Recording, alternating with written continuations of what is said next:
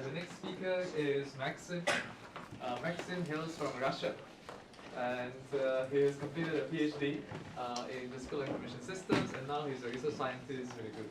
Please welcome Maxim.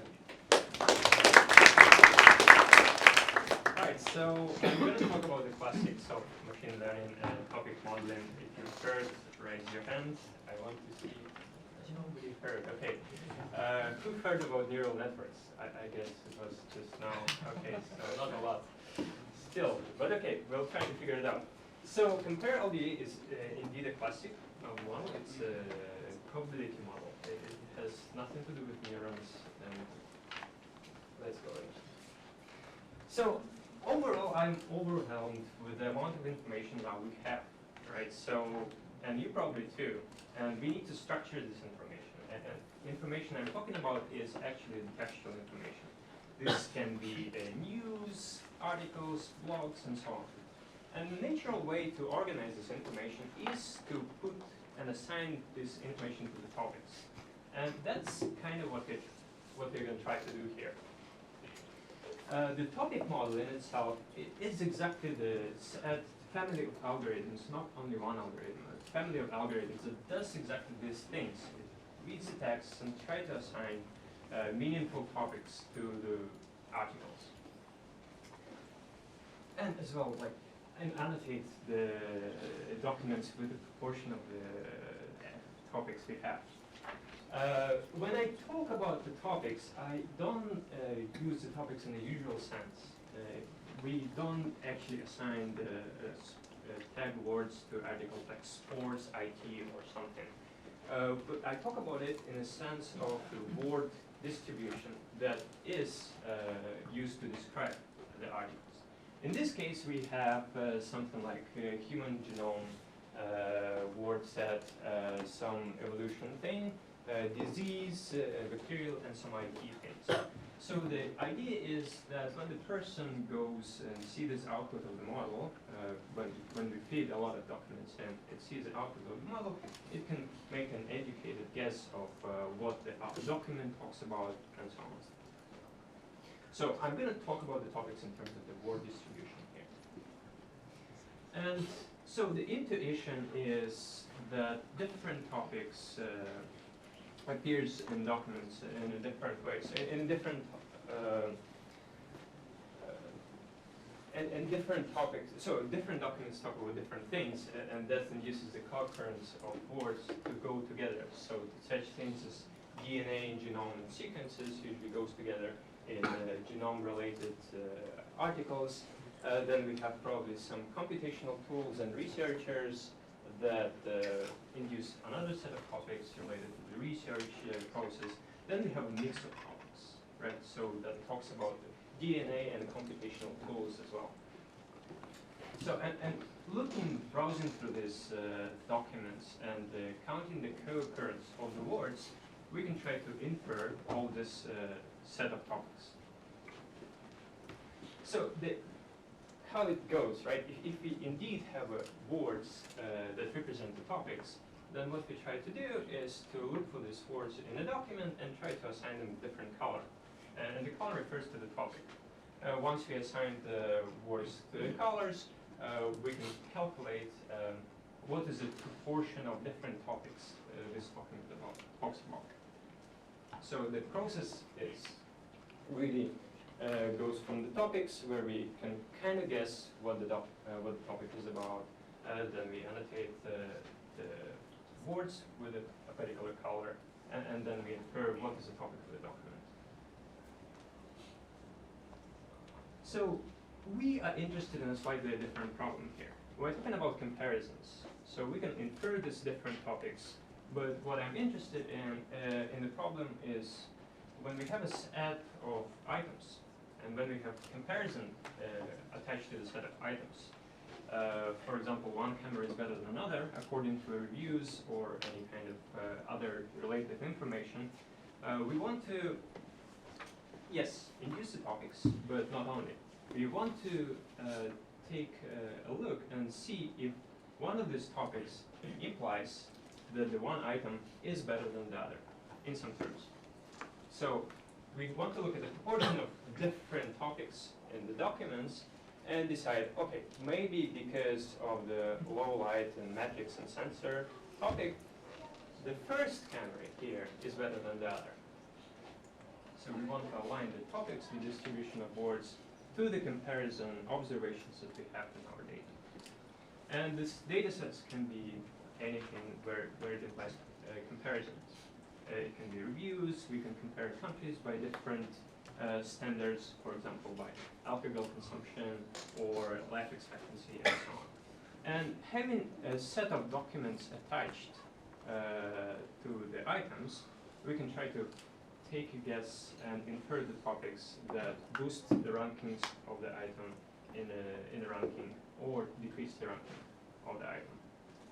So in this case, I introduced two notions. So the notion of positive topics are the distributions of words that actually boost the topic of the item in the ranking. And the negative topics would be the opposite. Okay, so a little bit into the mathematics of it. So as you've seen before, this is called the pigmentation. It defines a probability model and it defines a generative process, the way we actually generate a set of documents. And I'm talking about here the LDA, that just attach the words to the topics. So in this case, how do we do that? First, we decide on the words distribution, different words distribution. What words we're going to use to describe a particular topic. Here are they. Then we decide on the topic proportion for the document. So we want to generate the document. It's going to be having a certain amount of different topics. For example, research and genomes and so on and so on. So we decide on a proportion of the topics. And then the process assign each word position to a topic. Then using each topic, we're going to derive the particular words that describe the document. So it's really a generative process. We describe a generative process to generate the document. Of course, during the training, the only observation we have are words, but it's possible there is actually an algorithm that infers all the latent variables, the words distribution, topic proportion, or word to topic assignment. So, and this, since it's a pigmentation of some probability model, we can actually have equation that we want to optimize, to derive parameters of our model. So, as I said, we are concerned not only with topics, we are concerned also with the ranking of the items, right? So, and it would be good at this point to introduce some ranking model. And what we used is introduced is actually Bradley-Terry-Lutz model, regression. So the intuition is, let's say we have some data points on our plane, and what the model does, it learns according to each direction we're going to compare the items.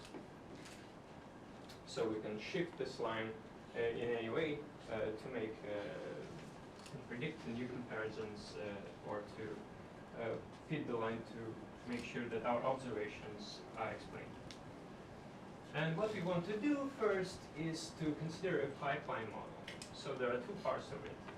There is an LDA that generates a topic, and we want to see if actually maybe LDA already takes care of the comparison. So we're going to feed the output, the topic proportion distribution, into our comparison machine, and we're going to see if we can predict the rate as well. But of course, it's not all. So what we are concerned is a joint model, actually, that combines the generation of the words and comparisons at the same time. And in this case, we have two observations: the words and the set of comparisons, where the comparison is actually a comparison between two items. So if we have a list of comparisons, we can break it up into pairs. And some equation related to this. Okay, so what we want now, we want to analyze these models, in particular pipeline model and the joint model.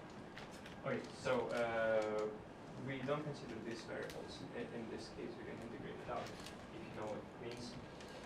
So we want to first optimize the model, right? And to optimize the model, intuition is we can run a simulation of the model. So we can try to reassign the words to different topics and see if it actually improves our equation, our probability. And the second part, once we've done the positive data, we can build comparison. We can reconstruct the comparison direction. So we want to compare these two models, the model of the pipeline model and the joint model, on the two tasks. The first is reconstructed comparison, so we want to see how our model can predict comparison. And we used here about 5 data sets. So we have Amazon reviews here, the ratings induced from the review stars, Rotten Tomato reviews, movies, against comparisons induced from the rating stars, Wikipedia countries ranked by different categories of comparisons. So the ranking itself is taken from Wikipedia. As we can see, basically the CompareLDA, the joint model, improves the ranking performance. So it allows us to better predict the ranking for the countries, for example, that we have not seen in our training collection. So given 2 documents, we decide, okay, this should be ranked before that, and we can actually check that if we have labels assignments. And the second part, we need to make sure that that the topics we induce are coherent and make sense. And there is a metric for it, is a predictive walk likelihood. Here, the higher the better as well. On the same data set. So we don't see much difference between CompareLDA and the LDA model, which just induces topics. But since the ranking improves, it changes the topics. And by that means we can conclude that actually CompareLDA is more suitable for the data sets that have a natural presence of comparisons in it. So some of the examples of the discovered topics for Amazon reviews. So the positive topics boost the ranking of the items. If you see them in the reviews, they usually imply that the item is ranked higher.